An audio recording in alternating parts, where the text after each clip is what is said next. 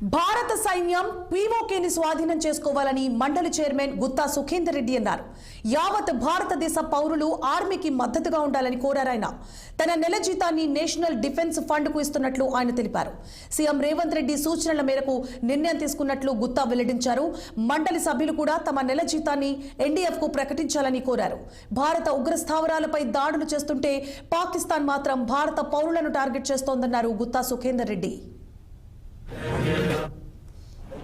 దేశంలో పహల్గాం టూరిస్టుల మీద నరమేధం కొనసాగించిన టెర్రరిస్టులకు వ్యతిరేకంగా భారత ప్రభుత్వం యొక్క రక్షణ దళాలు చేస్తున్నటువంటి చర్యలను ఏకీభవిస్తూ గత 3-4 రోజులుగా జరుగుతున్నటువంటి పోరాటంలో భారతదేశమేమో కేవలం ఉగ్ర స్థావరాల మీద దాడులు చేస్తే పాకిస్తాన్ మాత్రం భారత పౌరులనే ఎంచుకొని దాడులు చేయడం చాలా విచారకరం. అది యుద్ధనీతి కూడా వ్యతిరేకం. దాదాపుగా పూర్తి స్థాయిలో యుద్ధానికి పోతున్నట్టుగా కనబడతా ఉన్నది.